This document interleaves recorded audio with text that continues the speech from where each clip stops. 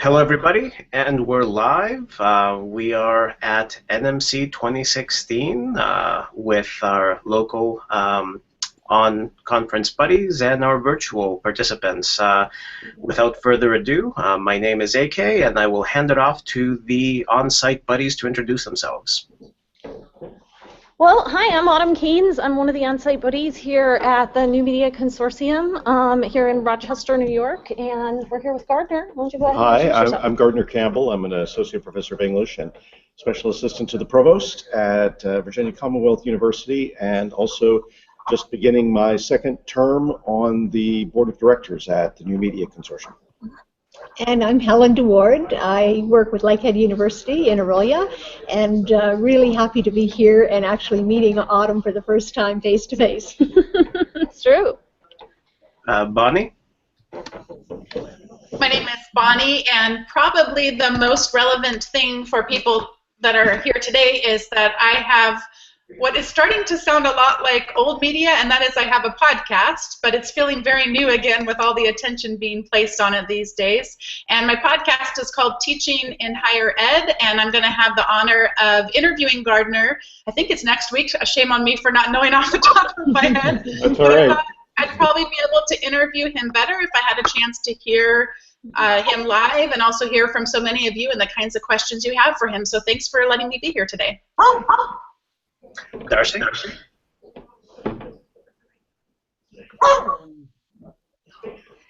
Hey there, I'm DRC Hutchings, and I'm an instructional design librarian from Anchorage, Alaska, and I'm just here to participate in the conversation and learn more about what's going on. Welcome, DRC. Dipali? Hi everyone, I'm Dipali Bush, and I teach business and management courses here at Folsom Lake College, the community college in Sacramento area, California. And I've heard, thank you for the opportunity, virtual connecting Maha and Rebecca and all of you virtual buddies. Yeah, Autumm, of course you are. And I really wanted to see virtually Gardner because I've heard a lot about you, and I've read so many articles and things. So I really wanted to meet you virtually and learn from everybody, all of you. Thank you for the opportunity. Thank you. Thanks, Dipali. Great to see you. Hi, Patrice Presco. I'm an instructional designer at Cornell University in Ithaca, New York, and I wish I was there with you guys. Always good to see you, Patrice. We wish you were here too, Patrice. Paul? Hi, I'm Paul Bond. I'm a librarian at the University of Pittsburgh in Johnstown, and I also teach an online course, DS 106, through University of Mary Washington. And I'm actually a native of Rochester, New York, so it would be nice if I was there, but I'm not. Scott? Hi, I'm Scott Robison from Plymouth State University in Plymouth, New Hampshire. I'm the co-director for the Center of Teaching and Learning at the university, and I will say that we had the great fortune to have Gardner speak as a keynote speaker at our Academic Technology Institute 2 weeks ago. Nice. I wish I knew about that. I would have driven up. And Sue? Hi, I'm from the city of Sheffield in the United Kingdom, and I teach at Sheffield Hallam University, so my teaching is in computing, information systems. My research interest is social media, and I'm a big fan of Fee Connecting and know Maha and Autumm and others on the team, and have participated in these before. So Autumm gave the call out and said, would you like to join this one? So I said, yeah, I'd be absolutely fascinated. So it's going to be quite a learning point for me because I don't know much about this conference or Gardner, I'm afraid. Although we did have an exchange on Twitter about UFOs. What better way to get to know each other? Exactly. Always great to see you, Sue. Thank you. So, on site, tell us what do you see at NMC 2016, and what are we missing? You want to give us a little bit of history? Sure. Yeah. Yeah. I'll field that a little bit. One of the things that a long-time NMC participant and now chair of the NMC board said this morning, I think is really a place we're standing right now. It's an inflection point in NMC's history. There have actually been, I would say, now with this particular moment, 3 of those moments in NMC history. The New Media Consortium began as a kind of alliance between Apple and Adobe and colleges and universities in particular who were experimenting with new media in the 1990s. So this is before we really even had the high bandwidth capabilities of doing a lot of this online or on the web. So a lot of this had to do with new media production with CD-ROMs. Anybody remember CD-ROMs, Macromedia, Director for the win? You know, all these ways of trying to take video, audio, and a kind of at best, I think, learner-driven interactivity, learner-controlled learning, and really make it come to life with what we've begun to call new media. New media in the sense of being primarily visual and audio representations of ideas, of practices within learning environments and so forth. Older media, like books, you know, those things made with paper, all great. And I am a person who specializes in Renaissance studies, so I depend on books as a particularly durable and interesting technology. But as has been noted for a long time, books are one technology. They are not necessarily the gold standard for all technological approaches to communication or to representation of ideas. What we're doing right now is a pretty stunning instance of something that, I mean, it would be kind of weird and pointless to try to imagine what would this be like in a book. We couldn't do it. So that's really the way that the NMC got started. Then when we begin to see, I guess, kind of the early days of Web 2.0 or a way in which certain tipping points emerge that allow us to think about the way new media environments exist online and can become networked in interesting ways. That's what I would call kind of NMC 2.0, and that happened pretty quickly. What it meant was that the initial ideas of networking new media centers, where there's production going on in particular schools, you take that, but you also then scale it up a little bit so that you want to bring the practitioners into close contact with each other and begin to empower some kinds of collaboration over the networks, and then begin thinking about using the web as a kind of a platform for those kinds of newly mediated representations of ideas and so forth. So, you know, that's happening. And one of the kind of signature products of the New Media Consortium emerges something around that moment, I would guess. Let's say we're in the middle of the first decade of the 21st century on the timeline now. And that's something you may have heard of called the Horizon Report, which really I think was trying to do 2 interesting things at once. One of them was to use some of the judgment and experience of people in the new media field across a number of different organizations to begin to think about what are the horizons to adoption that we're looking at. What are the things we need to be thinking about in the next year, in the next 2 to 3 years, in the next 4 to 5 years. But at the same time to collect use studies and case studies and begin to help people not only see what's coming but meet what's coming. And we're also then at this time broadening the emphasis on new media centers into something that is trying to cross some boundaries in some interesting ways, involving not only higher education, but as time went on, K through 12, an increasing global emphasis, so that, and Horizon reports were the most conspicuous example of that, being reported out for many, many different contexts and many different lands. And then also trying to bring in museums as great focal points for both directed but also informal learning, outside the structures of formal education in an institution with credit hours and so forth.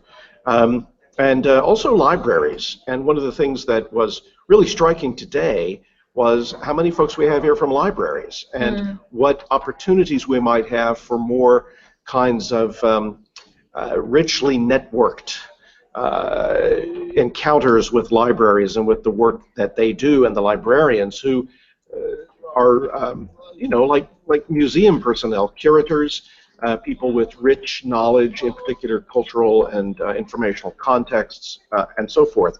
So that brings us up to the present, where I think we're starting what I would call NMC 3.0, which is to say, how do we now recapture an emphasis on not just reporting out on inventions or networking inventors, but being a place that catalyzes invention, not simply aggregates examples of invention. And I really think that we're poised, especially because we cross these boundaries, to be able to do that work in a very interesting way. And when we ask people at the town hall meeting today what sorts of things, yes, I feel the presence at my back.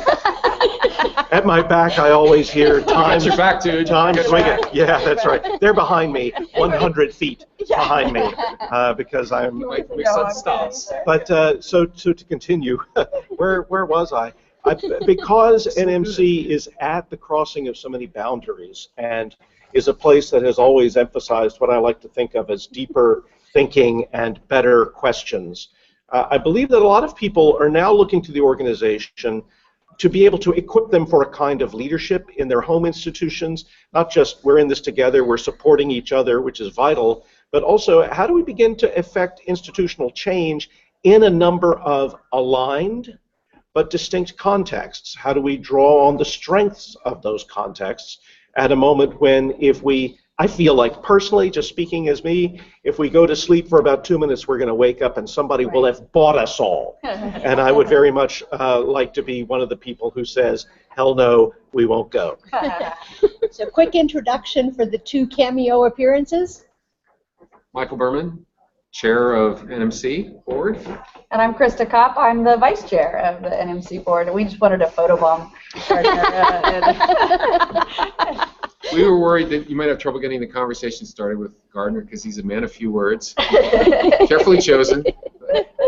Well, now we know who you are, so you might be making appearances in future virtually connecting sessions. Well, I'm a virtually connecting, connecting buddy, so yeah, with you, AK, so we just haven't met before. So anyway, we're thrilled to have virtually connecting here, and it really adds a wonderful dimension to NMC. So thank you all for joining. And I'll say I think NMC has just like really upped the bar in terms of treating virtually connecting really, really well. They've done a great job of making us feel welcomed and giving us spaces and making sure people knew about what we were doing, and it's been great. Yeah. Awesome. And thank you all. Okay. We'll let the professor continue. Let's get a little more close. And we can still get all of us in now. So, have you guys heard of NMC before? What kind of experiences have you guys had with NMC? I attended in Boston the last time I was in Boston, 2013, I think, or 2012. 2012. Yeah. So next year's Boston too, right? Is it? That's what I've heard. Yes. That makes me really happy because I can Boston. actually attend. That's where you were. Is that where you're at, AK? I am. So we have Wendy Shapiro in our College of Advancing and Professional Studies, the head of the instructional design program, and I think she was formerly at NMC or some capacity at NMC. So it's really exciting to have UMass Boston sponsoring or co-sponsoring NMC, as the case might be, for Boston. And then they can attend. Yay! I'll be a non-site buddy next time. Yes, exactly. I think maybe with Rebecca Hogue, because she said that she's going to try to make it too, because she works at UMass Boston at a distance. So, yeah, I think that would be really awesome for next year. Maybe we can convince some people who live in states adjacent to Massachusetts to also drive in. Right? And I mean, I've heard of NMC, but I haven't really had much experience or interaction with them. To the point that I'm like an hour and a half from Rochester, and I didn't even realize until a few days ago the conference was was there. So I'm kind of here. I want to hear about, you know, what it's all about and how I can benefit and how I can help.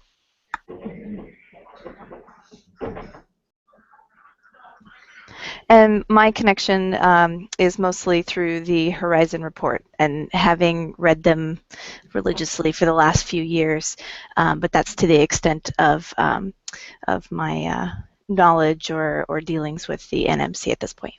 Can we talk about the Horizon report a little bit more? Sure. Can you tell me a little bit about that Delphi process that they use? And Yes. Okay. I'll do my best. All right. Perhaps my photobombing on-site buddies will ride to the Come back rescue over. if needed. But basically, the idea is to have a process in which there are some. Well, how can I put it? Let's say we have 40 people working together on this. People who are practitioners, people who are experts in various kinds of fields, people who are really tracking emerging technologies and their uses in teaching and learning very closely. They are invited to be part of the project by essentially voting up and voting down particular focuses of emerging technological usage. So it could be anything from, you know, our old favorites, virtual reality, which pretty much tracked the Gardner hype cycle perfectly. Immediate inflated expectations, then everybody would just, you know, wander through the ghost town that is now Second Life. And now all of a sudden, it's such a big deal again that, you know, amusement parks are putting Oculus Rift headsets on the people who are riding roller coasters to be able to have a really interesting experience of embodied cognition with a completely different, Kinetic you know, and visual. exactly, right. Yeah. So, so we're seeing those sorts of things reemerge, but also the emphasis has been on practices that people are adopting. Gamification, for example, which is not a specific technology, but is an area of investigation and invention with certain. I mean, I'd almost call it, because I am an English professor, so forgive me, although there is no forgiveness for being an English professor, as my colleagues remind me from time to time. But the idea is that it's a genre, right? It's a set of practices. It's a way of thinking about almost what we would call a field of inquiry. Another one that I've often been very interested in is social reading. So basically, what happens is these categories get identified. We start out with maybe really 25, 30 or so, and then there's a process by which we sometimes call it voting things off the island, just to tap into that kind of survivor vibe, which is now so 2000 whatever. But the idea is that there's a winnowing process mated to an ongoing research and kind of thickening description of what the categories are, and then what we end up with is the part of what the Delphi process does is take a kind of emerging consensus after a period of consideration and discernment, and then begins to organize it more and more carefully until we get the various timelines to adoption, and then we also have the topics that will eventually emerge as being the ones the Horizon Project is dealing with in a particular year. But there's also been a great emphasis, I think an important one, on identifying places where those practices are being adopted and refined and worked through, so that you can see what the topic is, you can do a deep dive in the publication itself, then there are places to go for further kinds of deep dives, and then there's this is happening here, this is happening here, this is happening here. And I think the idea has also been, in fact I know it's been, something that you know, it's a nice kind of a publication that you can share with senior leaders at your institution. That's been helpful for me. Yeah, it's like, look, this says, and it's not just me. No, well, exactly, right. You're the voice crying in the wilderness, Right. But you've got, you know, just as my fellow board members had my back, you know, the Horizon Project, you know, kind of has your back as well, so that people don't say, you're just making this thing up. I heard about augmented reality, and it's a stale topic. Well, you know, not so much. Take a look here, and while it is a little old-fashioned in some ways to have a nice four-color publication that you can hand around, a surprising number of senior leaders at our distinguished institutions still view that as the gold standard for information, and so as we say in the biz, you have to start where they are. So the Horizon Project, I think, has been very useful along those lines, too. I'll add very quickly that one of the things that emerged at the town hall meeting today, which I found really fascinating, was, so what's the next step for the Horizon Project? How can it be something that not only collects and presents information, but also is more actionable, as Krista said, or even you know, more rich with ideas and not simply practices, ways that can be more powerful and general so that we're not always trying to track the moving target of a particular thing that's happening, but we can situate it in a context that helps people articulate whatever their version of that might be. So we're thinking very, very hard about that right now, and very interested in hearing from members and people who are not members but are, let's say, friends of the NMC, and who may have their own opportunities for membership as we continue to look at that as well. We want to know, you know, what would be best for on-the-ground institutional progress and persuasion, and also what would be best for taking those folks who are already very thoughtful about these things and equipping them to be even more powerful and elegant and articulate in the way they think about the context for these things. So, ask a simple question.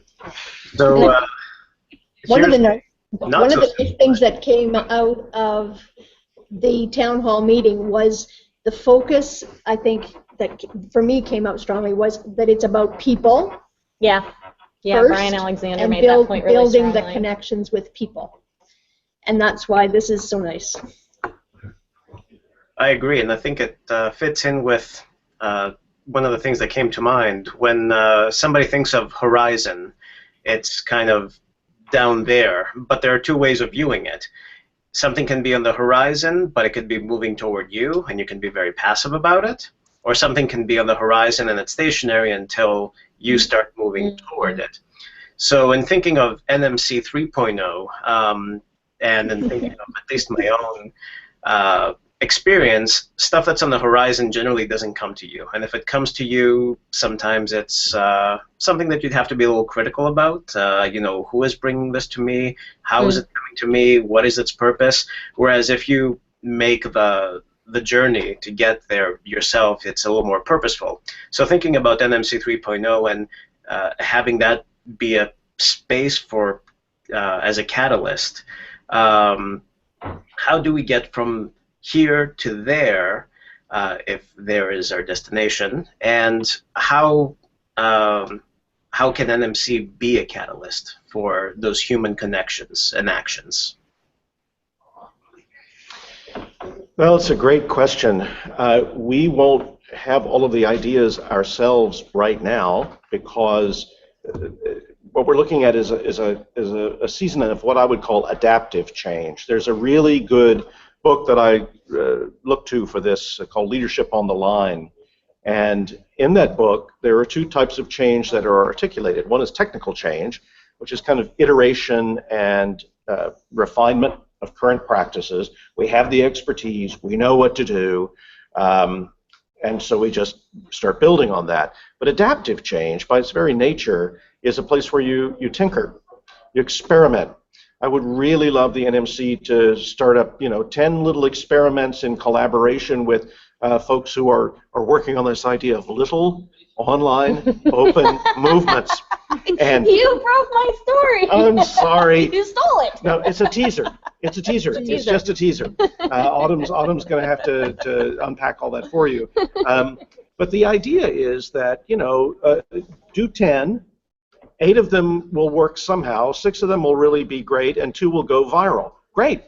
I think that's a fantastic yield. The trick is how you approach it. We're not looking at sustainability or scalability. We're looking at what begins to spark those ideas, and that's adaptive change, because stuff will come out of nowhere. I mean, 2 years ago, what was V-connecting and on-site buddies and all the rest of that? And now you look around, and it's a culture.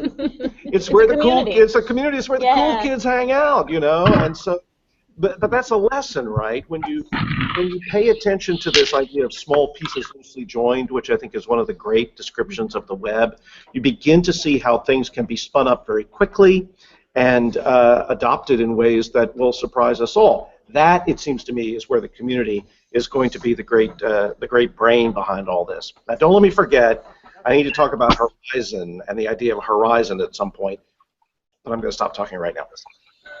I won't like parking lot for now. I'll come back to it, but just a little plug. So I guess Horizon Report 2017, V-connecting will be a thing. Oh, are we going to be on the Gardner Campbell? No, so that's a really great question. My answer is I don't know, because no one person is going to be able to. Going back to that Delphi yeah, process. It really is right. It really is kind of a curated, crowdsourced thing. However, the fact that you have this kind of platform within the conference right now, I doubt very seriously that this will be forgotten, and because it really does enact what I would think of as a next wave of collaboration and communication. I don't know. Stay tuned, but it sure does seem like a candidate to me. I think Patrice was trying to say something, but it looks like she's on the move. Yeah, I was like losing my connection, so I was trying to move to somewhere else. I was going to say that what Gardner was talking about reminds me of we've been doing a lot with design thinking and trying to create safe spaces for failure, and rapid prototyping and iteration. And so I love to hear that NMC might be going in that direction. There was a really interesting moment yesterday at the board meeting where the chair of the board for the Online Learning Consortium, we got to ask her, what do you think of when you think of NMC? And she said, pushing the envelope, which is exactly what's so exciting about it. And that design thinking you're talking about, I mean, to be able to foster that kind of ongoing creativity, you can't just do a design, wait a year, see if it worked, and then it's a process of kind of constant invention and tinkering. And what I'm told the Beatles liked most about themselves, which is the quality of self-surprise, which I love as an idea. Yeah. That's interesting. I gotta tie that into the courses that I teach, self-surprise. But it's also tying into education. I teach an introduction to instructional design, and one of the comments that I often get once students go through the entire process once, it's like, well, this is way too time-consuming. We're looking at this ID model and we're taking forever to get through it, but things are happening elsewhere too. So how do we reconcile that? So it's really interesting to talk about rapid prototyping once you get the basics down. Yep. Bonnie says she has a question, but it's not related to what we're currently talking about. Are we ready to go in another direction? Are we ready for the new shoot to go off in another direction? Yeah, and if you have anything for the parking lot, just put it in the chat and I'll write it down. I'll come back to it. It has been a difficult week, and that is all I can say about that without weeping. And I need to be reminded that we all have the capacity to change our minds about things so that I can believe that people, the other, if you will, in my mind right now, so that I can believe they have the capacity, and I don't want to say it that way, but that's how I feel. I need to hear from people like you about what you have changed your mind about, either recent weeks, recent months, recent years. What is something big that you've changed your mind about? That's a hard question for two reasons. One is it seems to happen almost every day, and the other is because it's so frequent, it's hard for me to identify something. But there is an interesting tension, but also I think a fruitful tension between certain basic core, I'll use the word values, although values got kind of appropriated in the 80s and 90s by certain groups, but really the things that I believe to be true and that I'm not likely to waver about. And a lot of those things in learning have to do with the nature of the experience itself. The mind-changing parts tend to be about aspects of the learning experience that I had either either not given enough attention to or had not been attentive enough to the possibilities. So let's say, I mean, this is not a really great example. I was never anti-gaming by any means. But it has been the case that, as in my own family, I have tried to engage on a more fundamental level with the profuse love of gaming that my son exhibits, to the extent of really having to just make myself sit there and listen for 15 minutes as the astonishingly baroque context of these games is given to me in minute detail, because my son's a smart guy and he remembers all those things. That I have, as I have tried to train myself to sit still and listen, has been a great experience, because, you know, it's like anything else. When you build up enough context, the learning can proceed more rapidly, and you can begin to be more discerning, and you can begin to be a better learner. Another example I will say is hip-hop, which I mean, part of it baffled me. Frankly, part of it repelled me, because it can be very violently sexualized, unlike rock and roll, right, which is also violently sexualized in other directions. So witness the hypocrisy of the old guy. But again, it was, and so this is an interesting point. The things that made me change my mind, the triggers for those, tended not to be news headlines. It tended to be people with whom I was in a relationship, who brought something surprising into my own context. And I actually strive to do that within the classroom as well. And part of what I do with the online practices that I pursue, like blogging and so forth, is to open up a space for my students to practice self-surprise, so they can surprise themselves with the connections they make, but also so I can learn from them, because I feel very close to the learners I have in my charge for a semester or whatever, because I know that what they're doing is difficult and demanding, partly because I'm making it difficult and demanding, so it's down to me, but because I think those challenges are good. But most of all, I want them to be who they are.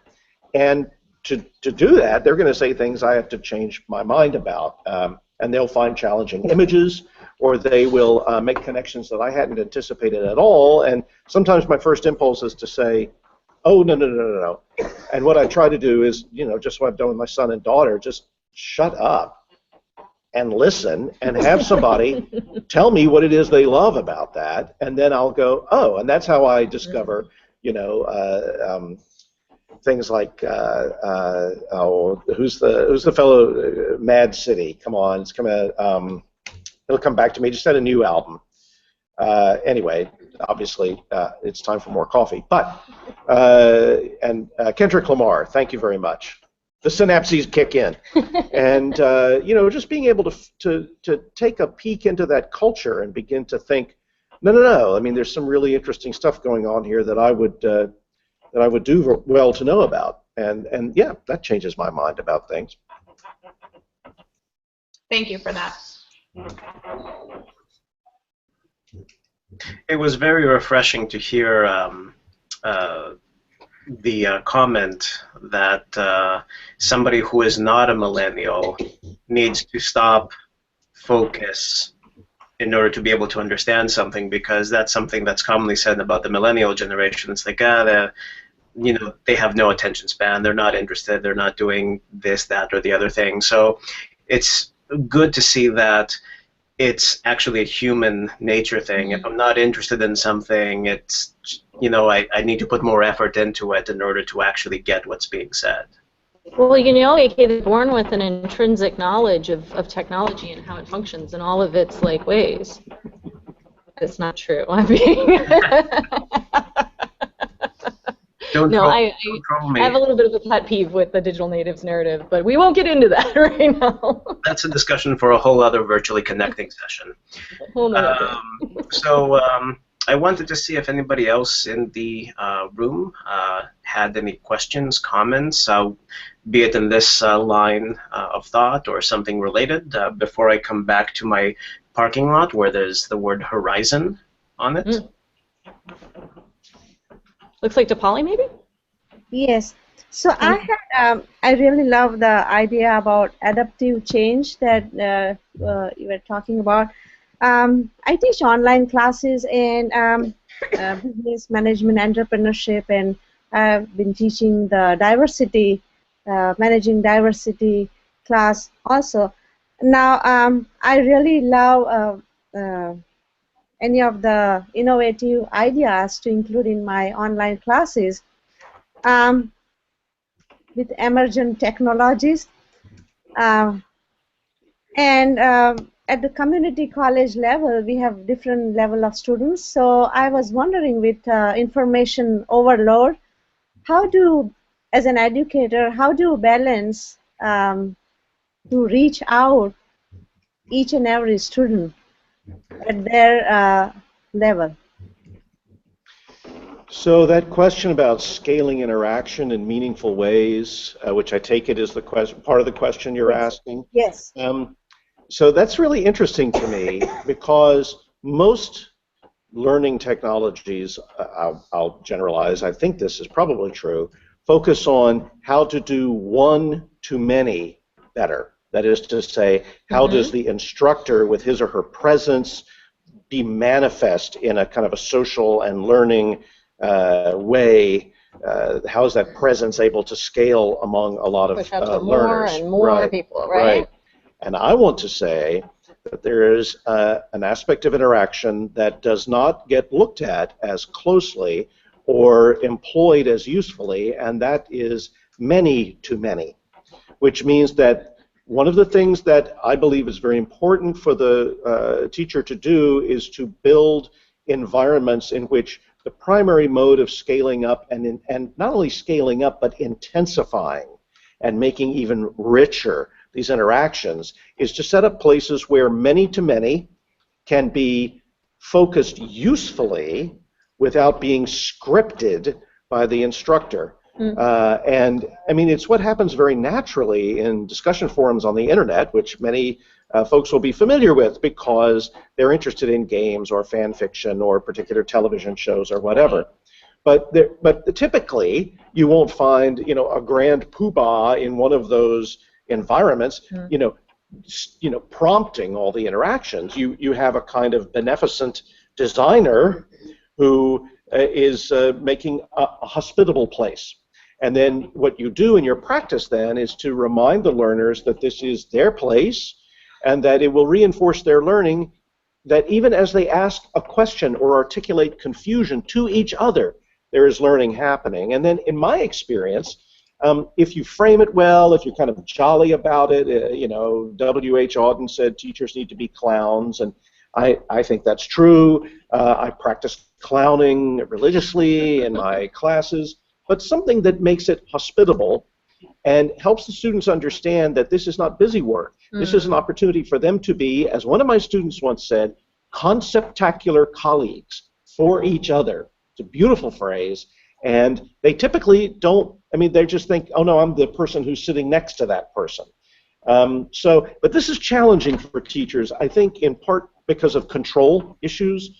If I'm not guiding the entire discussion and prompting it all, it'll just go off the rails and the learning won't happen, because all the learning happens because of me, the teacher, which is not true. But I think another reason has to do with teachers not really having the many-to-many experience.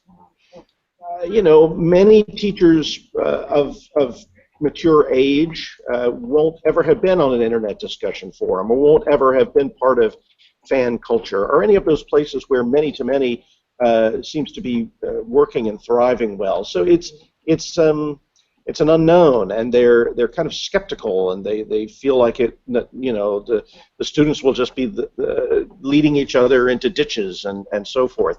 But it isn't that way. So my answer to the interaction and scaling it up is, there are some things I'm just not going to be able to read all of them. I won't read all of the posts. I won't read all of the don't need to do that. Many of the interesting things will surface very naturally.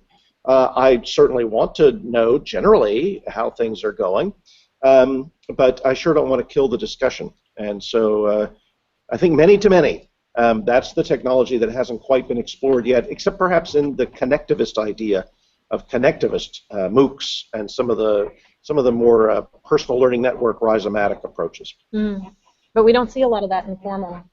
No, there isn't. And I think another thing I would say is that many times teachers think that, oh, that's the thing you do, and don't ever have a test, don't ever write. And my idea is, no, it's hybrid. You know, there are many different modes of thinking about the cognition of the learner and encouraging that kind of cognitive activity. One of them is going to be, I need to x-ray your head with this test and see what's in there right now in this particular mode. But you don't want a life of just x-rays. You want to sometimes, you know, go hang out with your friends.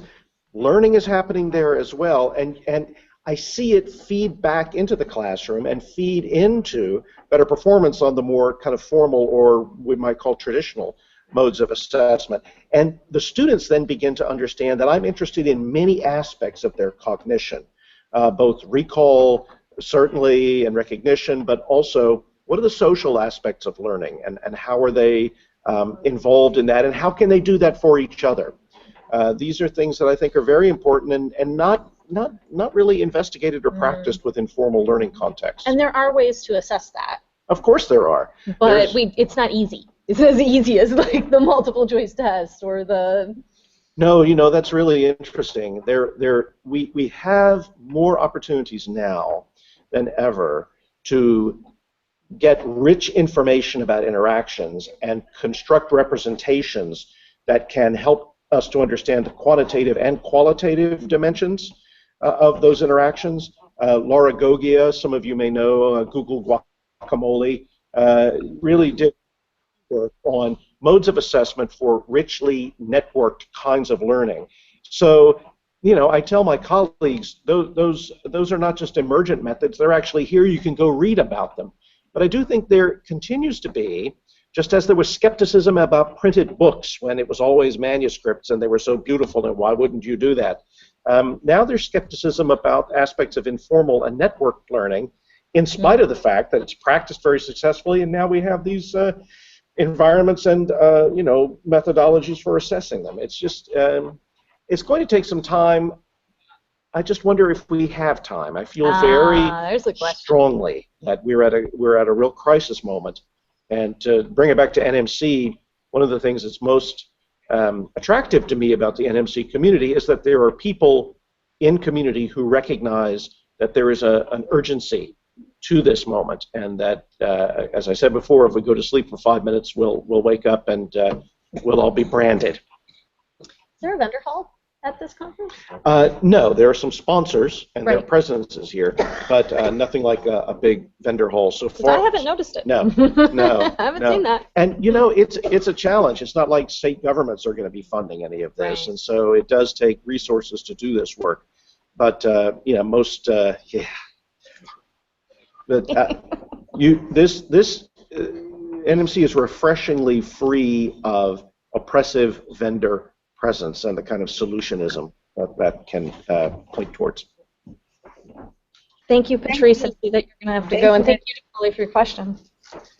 One of the things that this reminded me of really quickly was the difference, or there was a recent blog post by Rebecca Hogue about trying to describe what is learning, and that got me thinking, well, what is an educator? You know, if we're thinking about what is learning, what is an educator, and then what do people think of school? You know, what is school? Because, as you said, we've been learning informally forever, both in terms as humanity, but also as individuals. So when we learned to take our first steps, we started learning informally. When we started being vocal, we learned informally. It wasn't like our parents or relatives were sitting there telling us, okay, repeat after me. Maybe they did, but we just we said whatever we wanted to say. So this aspect of informal learning, you know, just brings to the forefront to me that we really need to reconceptualize what is learning and what is learning in a more, I guess, formal way, you know, where we give credit.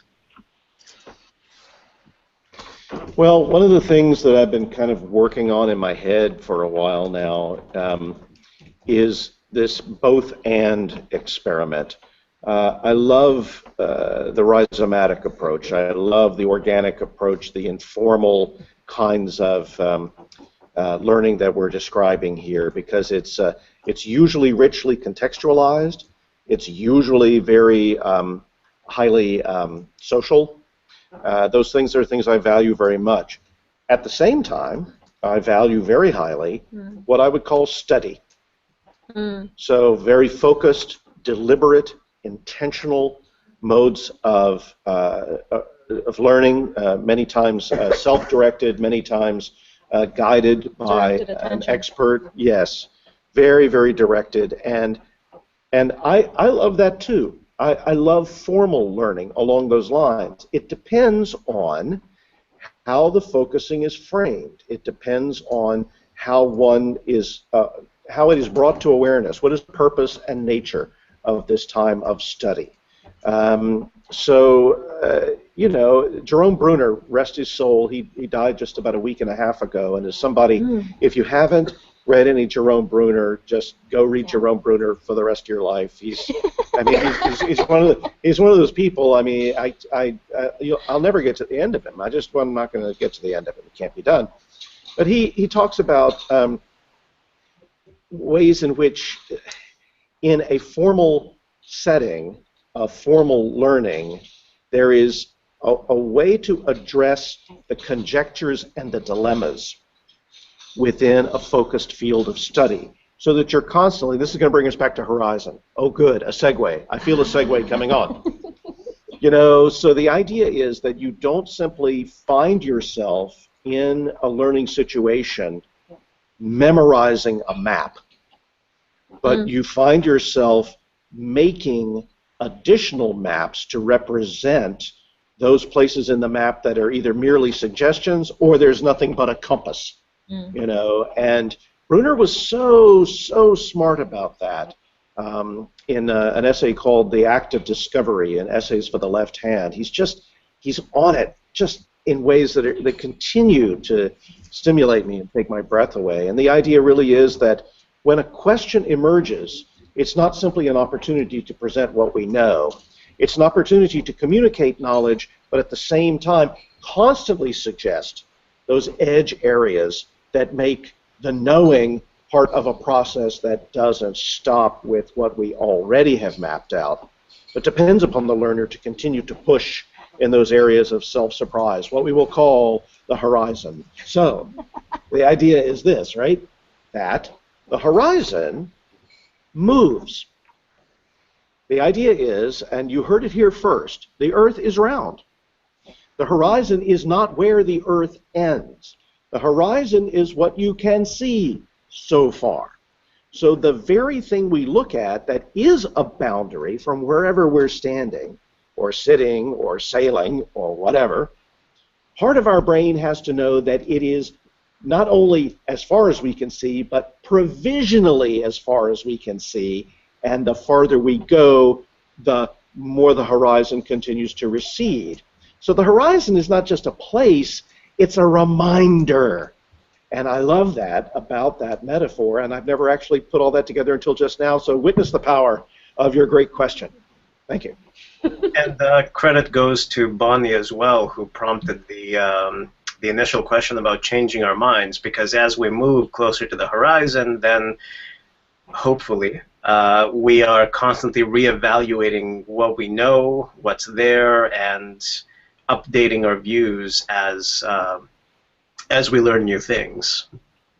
Well, one of the things that Bruner was so committed to was the idea of human capacity. And as you think about and address human capacity, a magic thing happens.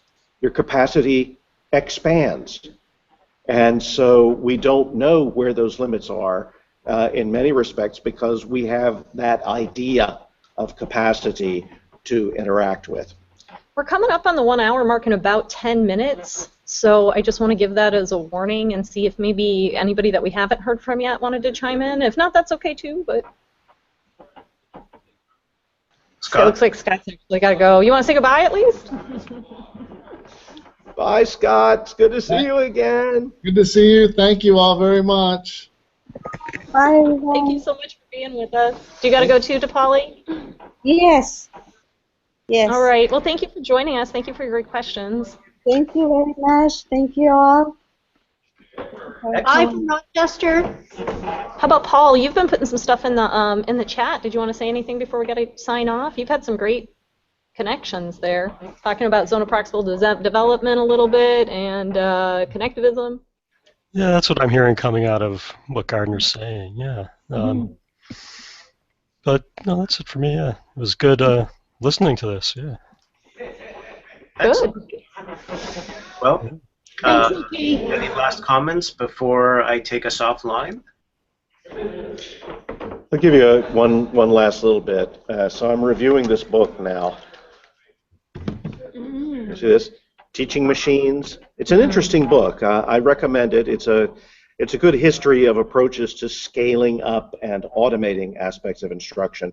But I'll give you a little tidbit of what I'm going to be writing about, or I'll just say the whole thing, but you can read it too. It might be better in words that you can read, who knows.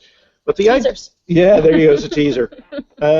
There's a really interesting article I learned about from Bill Furster in his book by Benjamin Bloom, whom I like to talk smack about because of the taxonomy, and so I'm not changing my mind about the taxonomy.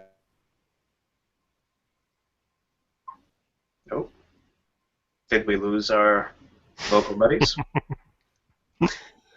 I think that was Bloom fighting back. It's the cliffhanger. They're doing it as a cliffhanger. No! It was all planned so that we read the actual words in the paper. Well, read my review. Give it a second. Oh, Are you coming back? It'll resolve it. Are we back? You are back. We're just back. Oh, okay. We'd read the paper version. Remember that's still item 8 of the in version. It's really not coming through. I'm getting Robo Autumn. Well, maybe that's our cue to wrap up. Yep. I'd like, even if they might not be hearing us, I'd like to thank Gardner and Helen and Autumn for being on site and talking to us. I'd like to thank everybody who attended live online and provided the awesome questions for our discussion. Be on the lookout for Gardner's review of teaching machines. I'll be on the lookout for it, and we'll see you all in the next V-Connecting session. Great, thank you. Thank you for hosting. Yeah, it was good to be here. Thanks.